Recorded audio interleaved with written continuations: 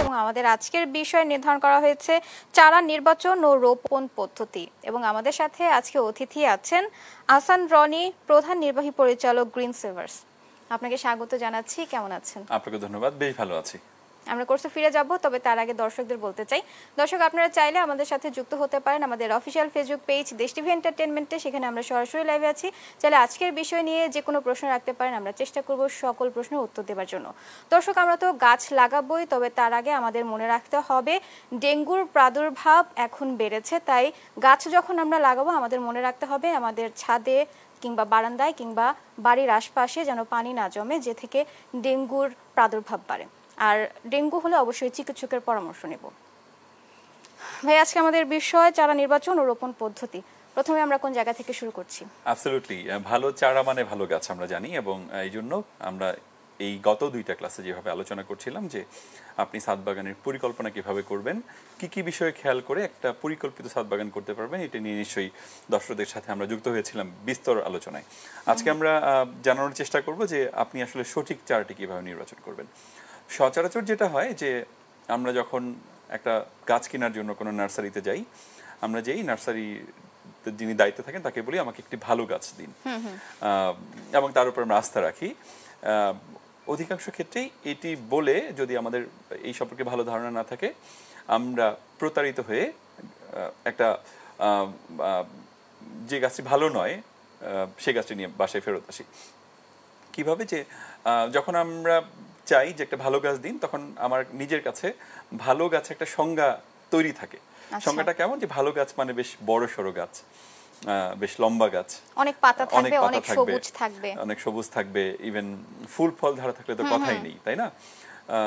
তো মহা খুশি হয়ে, এবং যদি বিক্রেতা কিছুটা দাম কম রাখেন, আবার এর উপরে আমার প্রত্যাশিত দামের চেয়ে একটু কম রাখেন, তাহলে তো আরো খুশি মনে আমরা আসলে বাসায় চলে আসি। আচ্ছা, এখানে প্রথমেই খেয়াল রাখতে হবে যে ভালো গাছের বেশ কিছু বৈশিষ্ট্য আছে, সেটি আমাকে ভালোভাবে জেনে তারপর ভালো গাছটি নির্বাচন করতে হবে। প্রথমেই ভালো গাছ সেটি যেটি রোগমুক্ত গাছ, এবং ভালো গাছ যেটি যেটি একটা নির্দিষ্ট হাইটে থাকে। ধরা যাক যে ছোট্ট একটা টবে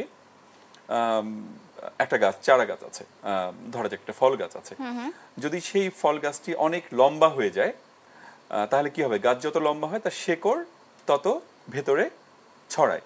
আচ্ছা, এবং শেকড় আস্তে আস্তে যে ছোট প্যাকেটগুলো থাকে, সেই ছোট প্যাকেটের শেকড় প্যাকেট ছিঁড়ে মাটির ভেতরে চলে যায়, এবং ডালপালা সেভাবে ছড়ায় না, তখন শুধু গাছটি লম্বা হয়। এটি অবশ্যই ভালো গাছ না।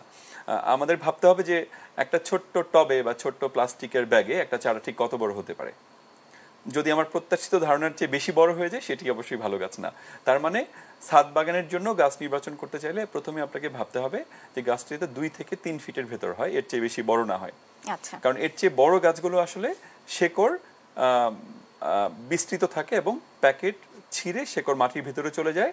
যাওয়ার কারণে সেই গাছ যখন নার্সারি থেকে তুলে আপনার বাসায় নিয়ে যাওয়া হয়, এই তোলার পথেই কিছু শেকড় ছিঁড়ে যায়, যেটি আসলে কি হয় যে আপনি যখন নিজে যে গাছটি রোপণ করবেন, দেখবেন যে কয়েকদিন পর থেকেই গাছটি নিস্তেজ হতে শুরু করেছে।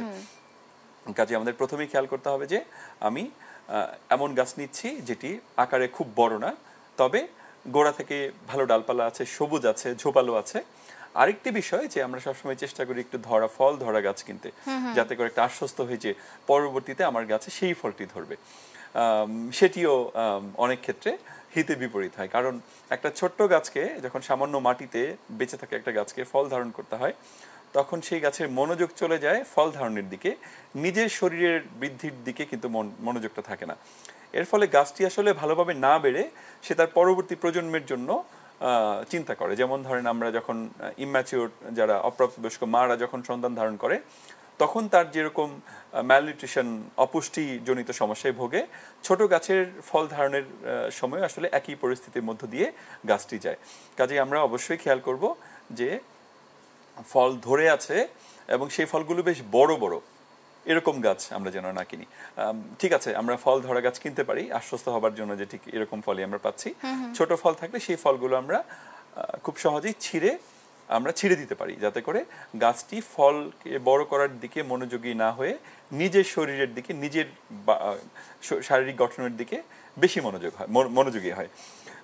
কাজে যদি আমরা ফল ধরা গাছ কিনিও আমরা চেষ্টা করব সেই গাছটি আমরা যাতে ফলগুলো ছিঁড়ে দিতে পারি, এবং পরবর্তী 1-2 বছর আমরা যেন সেই লোভটাকে সম্বরণ করতে পারি, যাতে আমরা ফল ধরলেও, যেহেতু কলমের গাছ আমরা কিনবো, ফল ধরলেও যাতে সেই ফলগুলোকে আমরা ছিঁড়ে দিই। 3 বছর থেকে আমরা চাইলে সেই গাছের ফল মানে বাড়তে দিতে শুরু করতে পারি। এরকম কলম করা গাছ আসলে কত ফুট লম্বা হতে পারে, এর কি কোনো নির্ধারিত আছে কিনা? অনেক ধন্যবাদ। আমরা চেষ্টা করব বিভিন্ন রকম সাইজের প্যাকেটে গাছগুলো পাওয়া যায়। আমরা একটু আপনি ভালো প্রশ্ন করেছেন। প্রথমে একটু যাই যে আসলে একটা ভালো নার্সারি আপনি কিভাবে চিনবেন।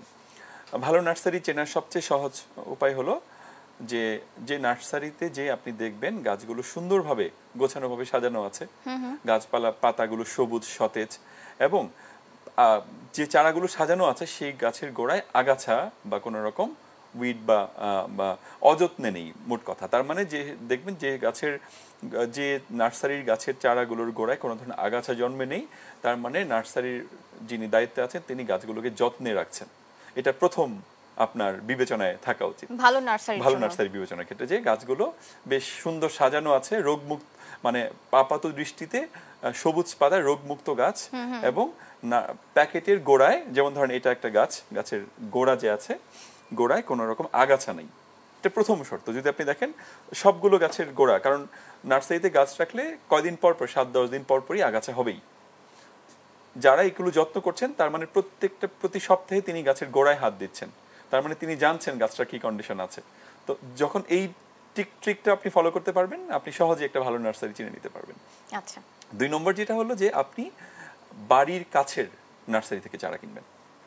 আপনার বাড়ির কাছাকাছি যে নার্সারিটা আছে সেখান থেকে চারা কিনলে একটা যেটা সুবিধা হয় যে আপনি যখন কোনো না কোনোভাবে তার সাথে পরিচয় দিবেন যে কাছাকাছি আমার বাসা, বা 1-2 বার ফ্রিকোয়েন্টলি যাবেন, তখন তিনি চেষ্টা করবেন আপনাকে একটা ভালো ক্লায়েন্ট হিসেবে ট্রিট করতে, এবং তিনি এটাও বুঝে নেবেন যে গাছ যদি আশানুরূপ ফল না পায় অথবা কোনো সমস্যা হয় বা গাছ মারা গেলে তিনি হয়তো বা সেই গাছটি নিয়ে আবার তার কাছে ফেরত আসবেন, বদলে দেওয়ার একটা চ্যালেঞ্জ তার মধ্যে তৈরি হবে। কাজে এই বিষয়গুলো যারা গাছ বিক্রি করেন তারা সুকৌশলে তারা নিজেদের মধ্যে এই চর্চাগুলোর অনেকেই রাখেন। সো যারা ক্রেতা তারা যদি একটু, আমি সবার প্রতি সম্মান রেখেই বলছি, যারা ক্রেতা তারা যদি একটু সচেতনভাবে এটিকে দেখভাল করেন তাহলে আমরা মনে করছি যে ভালো চারা প্রাপ্তির সুযোগ থাকবে। 3 নম্বর যেটি হলো যে কলমের চারা। অবশ্যই আপনি ছাদ বাগানের জন্য কলমের চারা কিনবেন। কলমের চারা নিয়ে আমরা কালকে একটু আগামী ক্লাসে আলোচনা করব। কয়েক রকম কলমের চারা হয়, জোর কলম, হ্যাঁ, এরকম গুটি কলম। কিভাবে কলমের চারা ভালোভাবে চিনবেন এবং সেটা কিভাবে সহজেই করতে পারবেন সেটা নিয়ে আমরা আগামীকালের ক্লাসে আলোচনা করব। যারা আজকে শুনছেন আমাদের চাইলে কালকেও আগামী ক্লাসে যুক্ত থাকতে পারেন। আলোচনার ধারাবাহিকতায় অনেকগুলো বিষয় আমাদের আলোচনায় চলে আসবে। শুধু এতটুকু বলি যে কলমের চারা আপনি সহজেই চিনতে পারেন, কারণ কলমের চারা নর্মালি কি হয়, একটা রুট স্টক থাকে, একটা নিচের অংশ থাকে আর একটা জোড়া অংশ থাকে। যে জোড়া অংশ সেটি মূলত একটি ভালো চারা। কাজে এই জয়েন্টটা যখন আপনি খুঁজে বের করতে পারবেন সাধারণ চোখে, তখনই বুঝবেন যে এটি একটি কলমের চারা। সেটি অবশ্যই আপনি গাছ কেনার সময় দেখে নেবেন। আরও যেমন কয়েকটা বিষয় আছে, যেমন আমরা চাইলে একটু পাতা উল্টে দেখতে পারি যখন আমরা গাছ কিনবো, যে অনেক সময় অধিকাংশ রোগ একটা গাছের পাতার নিচের অংশে তৈরি হয়। কিছু কিছু কমন রোগ, কিছু কিছু বাগস আছে যেগুলো মূলত পাতার নিচের অংশ থেকে বাসা বাঁধতে শুরু করে। যদি আমরা দেখি যে পাতার নিচের অংশে আক্রমণ কম বা ওরকম সংক্রমণ নেই, পরিষ্কার, তাহলে আমরা বুঝবো যে গাছটি সুস্থ আছে। পাশাপাশি এমন গাছ বিবেচনা করে যেটি কাণ্ড একদম লিকলিকে নয়, একটু মোটা, তুলনামূলক কাণ্ডটি মোটা এবং চারপাশ থেকে প্রচুর ব্রাঞ্চিং হয়েছে, ডালপালা ছড়িয়েছে। যখন একটা গাছ পর্যাপ্ত খাবার না পায় তখন সে সূর্যের আলোর আকর্ষণ শুধু লম্বা হতে থাকে, উঁচা, মানে ধরেন কি হতে থাকে যে সোজা বড়, মানে লম্বা হতে থাকে, ডালপালা ব্রাঞ্চিং করে না। কাজেই যখন এরকম দেখবেন যে শুধু গাছ বড় হয়েছে কিন্তু বুদ্ধি হয় নাই, মানে ডালপালা ছড়ায় নাই, তখন আমরা ধরে নিব যে এটি আসলে পর্যাপ্ত যত্নে ছিল না, গাছটি অযত্নে বড় হয়েছে। কাজেই গাছ ছোট কিন্তু প্রচুর ডালপালা, ঝোপালো গাছ, এরকম গাছ আমরা নির্বাচন করব।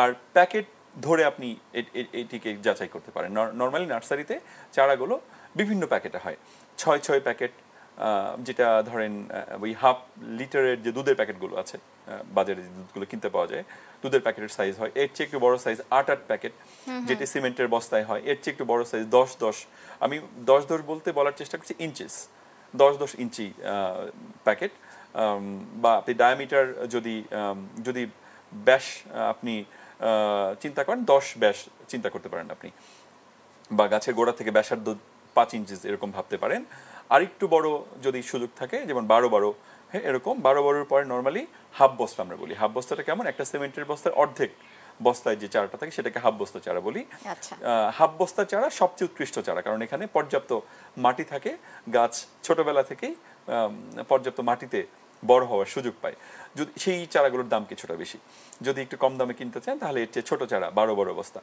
১২ মানে ব্যাসার্ধ চারার গোড়া থেকে আমরা যদি ব্যাসার্ধ আমরা ৬ ইঞ্চি কল্পনা করি সেটা ১২ বস্তা যদি আমরা এর চেয়ে ছোট আরেকটু চারা কিনতে চাই ১০ নর্মালি ফলের চারা কেনার ক্ষেত্রে ১০ প্যাকেটের নিচে না যাওয়াটাই উত্তম আপনি হয়তো জেনে থাকবেন যে ছোট প্যাকেট তার মানে ছোট যে আরো ছোট প্যাকেটের চারা আছে ৪ প্যাকেট যেটা ছোট পলি ট্রান্সপারেন্ট পলি প্যাকে পাওয়া যায় সেই চারাগুলো আপনি ১৫-২০ টাকাতেও অনেক সময় পেয়ে যাবেন সেই চারাগুলো না কেনাই ভালো অন্তত ১০ প্যাকেটের নিচে ফলের চারাটা আমরা না কেনার চেষ্টা করব আর যদি আরো বলি যে